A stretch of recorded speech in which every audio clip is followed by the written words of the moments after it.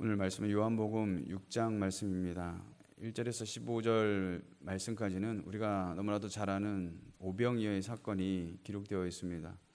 예수님께서 예루살렘에서 갈릴리로 이동을 하셨는데 많은 사람들이 예수님을 따라왔더라라는 것이죠. 그 무리가 무려 여자와 어린아이를 빼고도 5천 명이나 되었다라는 것이죠. 그렇다면 그들이 왜 예수님을 이렇게 따라왔을까? 오늘 성경 2절에 보시면은 표적을 보았기 때문이라고 말씀하고 있는데, 여기에 보다라는 말은 시제가 과거 완료형으로서 그동안 보아왔고 또 경험했다라는 뜻을 가지고 있습니다. 그래서 그들은 그동안 예수님께서 행하시는 표적을 보면서 그 표적 앞에서 열광했던 사람들이다라는 것이죠. 이 말은 예수님이 메시아이기 때문에 혹은 그분의 말씀을 듣기 위해서가 아니라 한마디로 그 표적 때문에 사람들은 그렇게 예수님을 쫓아다닌 것이죠. 고린도전서 1장 22절에 보면 유대인은 표적을 구하고 라고 말씀하고 있습니다. 유대인들은 표적주의자들로서 뭔가 표적이 보여져야만 그들은 반응하는 사람들이었다라는 것이죠.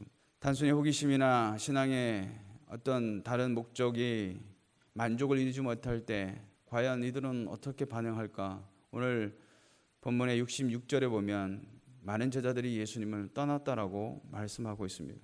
사랑하는 성도 여러분, 많은 사람들이 예수 이름 앞에 나올지라도 그들이 나오는 목적은 모두가 다르다라는 것이죠.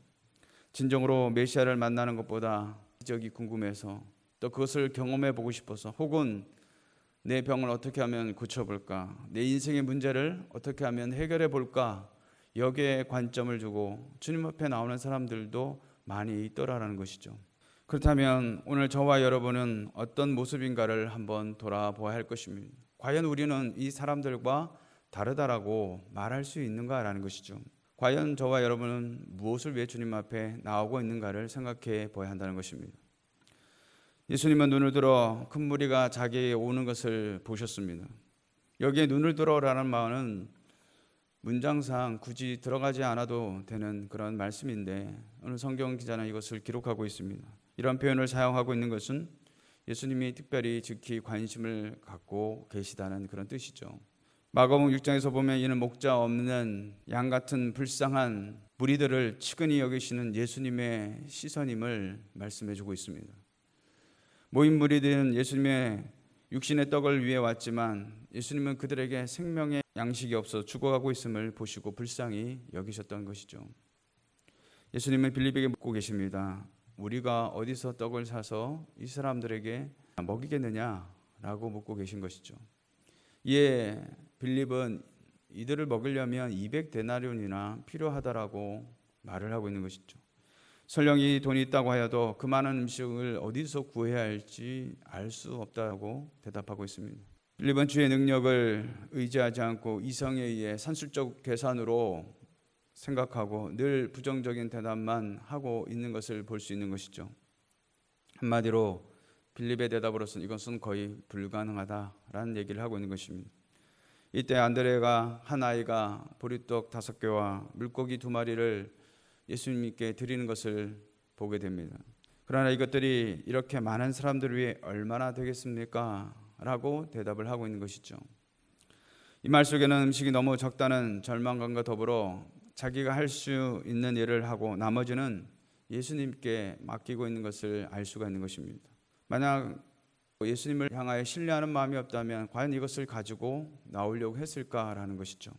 사랑하는 성도 여러분, 주를 신뢰하는 아주 적은 믿음이 중요한 줄로 믿습니다. 사람이 보기에는 너무나도 부족할 것이 없으나 주님의 손에 들려질 때 놀라운 역사가 일어나게 될 줄로 믿습니다.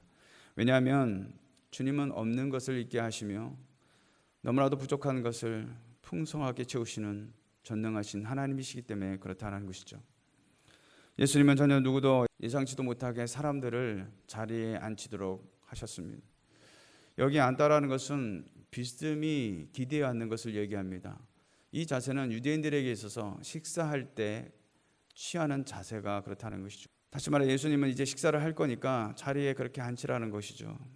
여러분, 당장 눈에 보이는 것은 보리떡 5개와 물고기 2마리밖에 없는 이 현실적인 상황에서 과연 어떻게 저들을 먹이시려고 저러시는가라는 생각이 들 것입니다. 곧이어 예수님은 축사를 하셨습니다. 축사를 하셨다는 것은 감사 기도를 드렸다는 말이죠.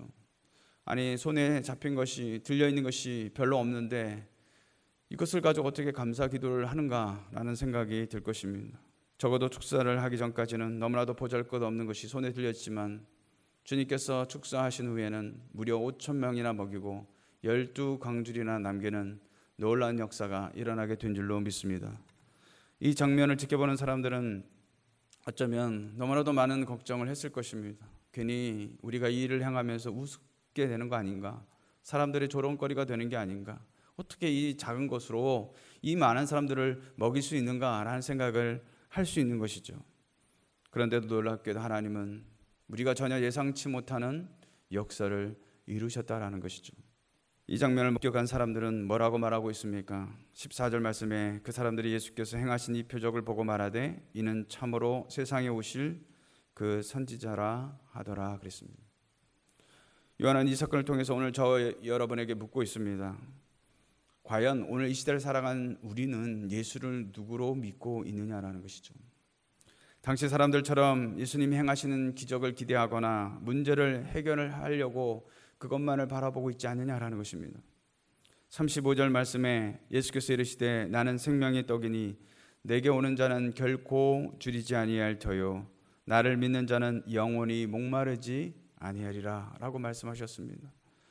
많은 사람들이 지금 눈에 보이는 육신의 문제를 해결하려고 왔지만 그러나 주님은 그 영혼을 바라보시면서 주님께서 생명의 떡이 되시고 영원히 목마르지 않는 생수가 되심을 말씀하시면서 바로 내가 필요하다라는 거, 그 양식이 필요하다는 것을 말씀해주고 있는 것이죠. 누가 이런 은혜와 복이 임한다고 말씀하고 있습니까? 나를 믿는 자.